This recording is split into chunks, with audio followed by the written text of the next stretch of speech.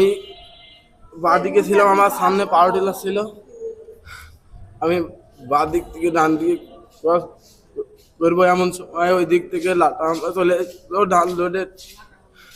এবং ওই সময় আমি ব্রেক, ওই যে ব্রেক করলে হয়তো গাড়ির তলায় যেত, সেই জন্য আমি ব্রেক করিনি। হালকা ব্রেক করে আমি বেরিয়ে গেছি, আর ওর ব্যাগে বেঁধে ও পড়ে গেছে, আর আমি মাঝখান দিয়ে দুই গাড়ির মাঝখান দিয়ে বেরিয়ে গেছি।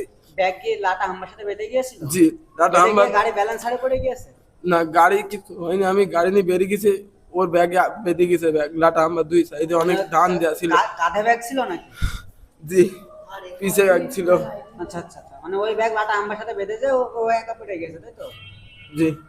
কোথায় হয়েছে ঘটনাটা? এটা কার্ভেস্টেঙ্গা রোডে। কারবাইডাঙ্গা রোডে কোন জায়গায়? মুক্তারপুর ভাটার কাছে। কখন হয়েছে এটা? এটা 5টার দিকে। তোমরা কোথা থেকে কোথায় আসতে?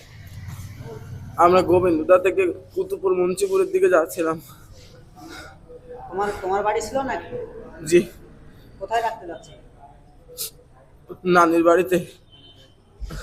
আমি আরো নানির বাড়িতেই থাকতাম। দুইজন নানি বাড়িতে থাকতে বাড়ি এসেছিলে না? আবার জি। দুজন নানি বাড়ি যাচ্ছিলে? জি। নাম কি ওর? অঞ্জুমান। কি করে উনি? পড়াশোনা করে, কোন ক্লাস? এবার ইন্টার সেকেন্ড ইয়ার। কোন কলেজ? চুয়াডাঙ্গা মহিলা কলেজ। তোমার নাম কি? আমার নাম সাহাদ। তুমি মোটরসাইকেল চালাচ্ছিলে না? জি। আজকে আনুমানিক সন্ধ্যা 7টার সময় জরুরি বিভাগে আঞ্জুমান বেগম 21 বছর বয়সী একজন পেশেন্ট আসেন, এবং পেশেন্টের যে যা নিয়ে আসে আর কি, তাদের ভাষ্যমতে উনি মোটরসাইকেল থেকে পড়ে যায়। কিন্তু আমরা তাকে যখন পাই, তাকে প্রাথমিক পরীক্ষা নিরীক্ষা করে তাকে মৃত হিসাবেই পাই। চিন্তা করা হচ্ছে হঠাৎ করে মোটরসাইকেল থেকে পড়ে যাওয়ার জন্য তার মাথার ভিতরে গুরুতর আঘাত লেগেছে, যদিও বাইরে থেকে কোনো ক্ষত চিহ্ন ছিল না।